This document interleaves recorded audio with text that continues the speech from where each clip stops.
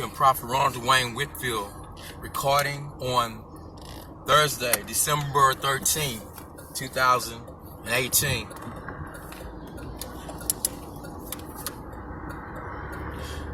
This video is in response to a call that I received today by an investigator who states that she is an investigator for the Texas Department of Public and Safety, Texas Department of Public and Safety.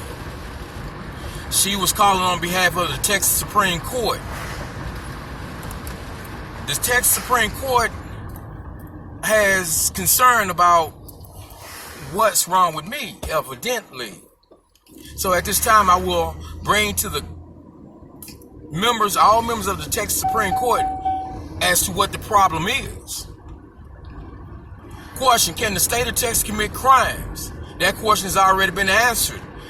The members of this court can take judicial notice that a state can commit crimes.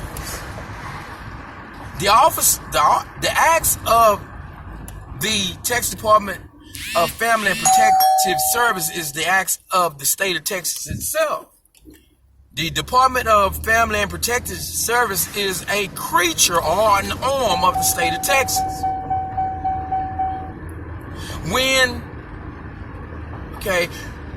The purpose, here's what's going on here, members. We have the members of the First Court of Appeals. The members have committed a crime. They've accepted,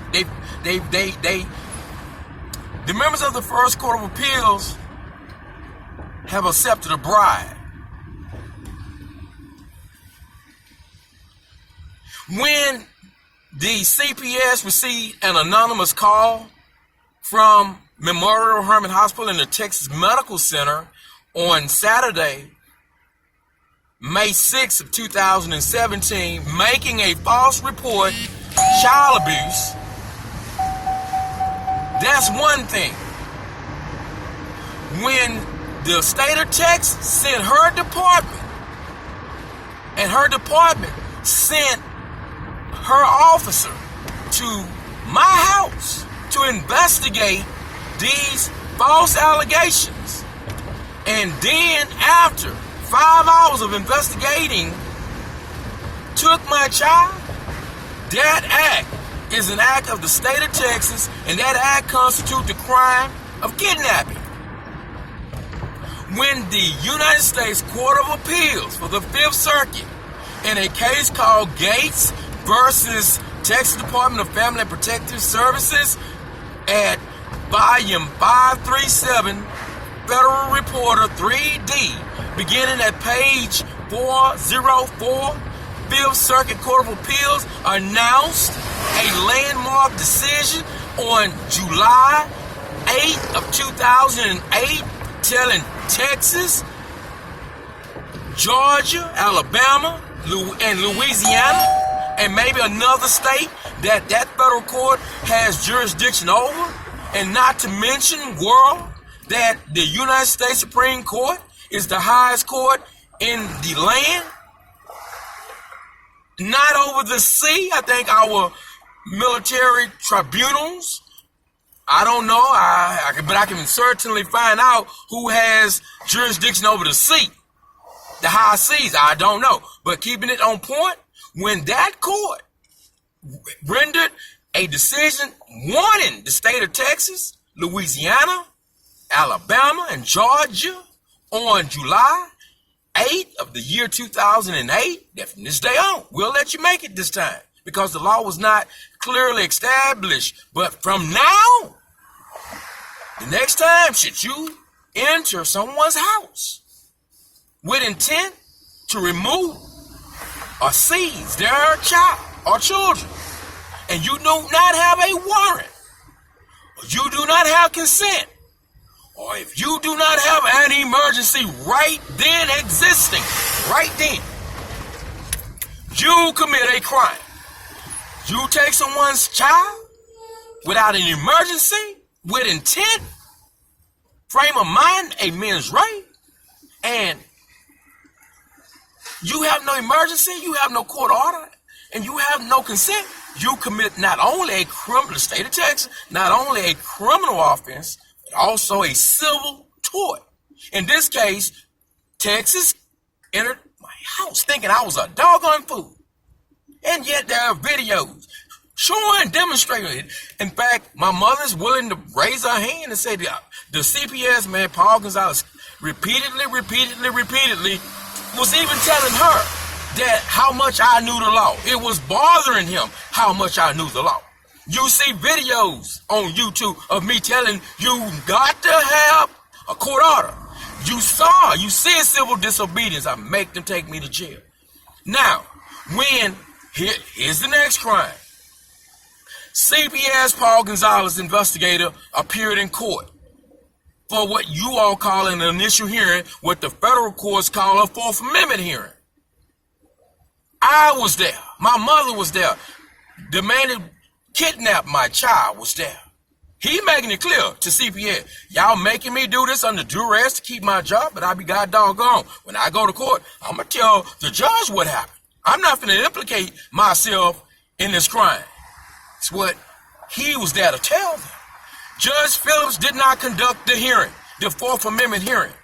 Since that time, we have been trying to tell the world, trying to get on record. Judge Phillips kicked me out the courtroom 3 times. 3 times to stop me from stating on the record that they unlawfully committing a crime coming into my house. I don't know what they do. You will not come in my house when I'm driving this vehicle. The God-given rights of the people to be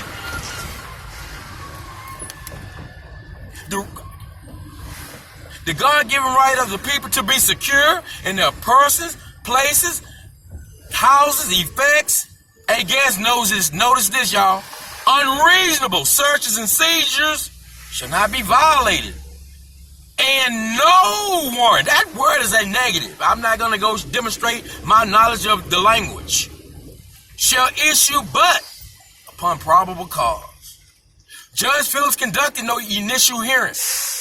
He never signed any orders. My child is in CPS in the state of Texas custody. The status of my child in the state of Texas custody is unlawful. It is a federal offense for my child to be in CPS's custody. The state petition filed by the Harris County Attorney Vince Ryan Public. There are a number of grounds for impeachment of a president, for impeachment of a federal judge, for impeachment of a state judge or justice. There are a number of grounds for divorce. There are a number of grounds for termination of employment. You cannot use the language for those grounds as your facts.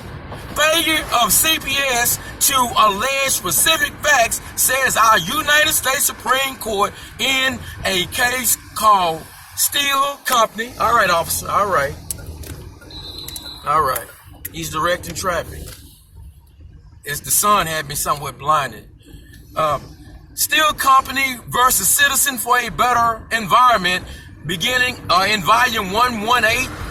Supreme Court reporter beginning at page 1003, the year 1998, that court held that in order for my wife and I to bring a lawsuit to the Supreme Court on what we call a petition for writ of certiorari, others pronounce it differently than I do, in order for this court to have what we call jurisdiction, because if the Supreme Court does not have Article 3 jurisdiction, if it does not show an injury in fact, a causal connection, and a prayer for relief, a triad, that court does not have jurisdiction to hear the case, the facts. Because you have alleged no facts.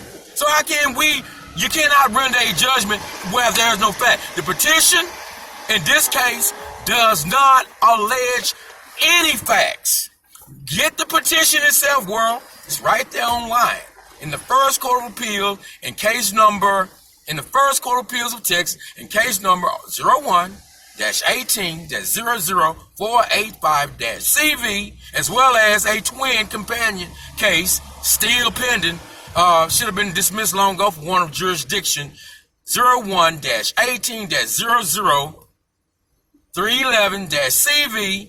You'll see the petition itself, and there are no facts whatsoever alleged against my wife, nor alleged against me. Therefore, it follows the court lacks jurisdiction. The court lacks jurisdiction over the subject matter. What is the subject matter? Child abuse and termination of parental rights. Why? Because the petition alleges no facts. Some, of course, require you allege in your pleadings specific facts. This petition alleges no facts whatsoever. Instead, it uses circular reasoning, trying to think the public, you're a sucker. You are a sucker. They have used what we call circular. Thank you for allowing me to be in prison where I had nothing but time to self-educate myself and study policies, circular reasoning, begging and question, red herrings. I know all about that. You're not dealing with a doggone fool. And I have not used any profanity. The petition must state facts. Why you are entitled to the relief you want, claiming infidelity, whatever some of the terms for divorce. Now, we know what Jesus said about divorce. But if in order for a judge to have authority to grant all you people out here, you're suckers. There's only one ground that Jesus told you can get a divorce, but you sit up here and let man tell you that there are other grounds. They're not. But anyway, they allege grounds. That means, okay, as I stated, circular reason by definition means, quote, using as evidence for your conclusion the very thing that you are trying, they don't even try, to prove, unquote. There are no facts alleged against my wife, Brandy, of child abuse. There are no facts to support the statutory grounds for divorce, the statutory grounds for termination of employment. In order for former FBI agent Peter Strzok to have been terminated from his employment with the FBI, of course they got to allege the grounds. There are grounds that his conduct must have violated. But what about the specific facts? The facts are that he was biased against President Donald Trump. Him and his girlfriend, Lisa Page, were texting on government phones. So you set out the facts to support these grounds. CPS did not set out any facts in its petition to support that my wife and I engaged in conduct which endangered our baby. Anybody get those are the grounds. Therefore, the court never had jurisdiction. Now, what they do, Judge Phillips, knowing he never held an initial hearing, my mother there. Well, when we get Paul Gonzalez, we finna stop eating. Paul Gonzalez, this man, a God-fearing man, they tell me I was at the hospital. I'll get back to that. I was at the hospital telling me I know Donald Trump. That didn't come up until he came out to my house, to where I live. And he asked me about my employment history. And I explained to him that, sir,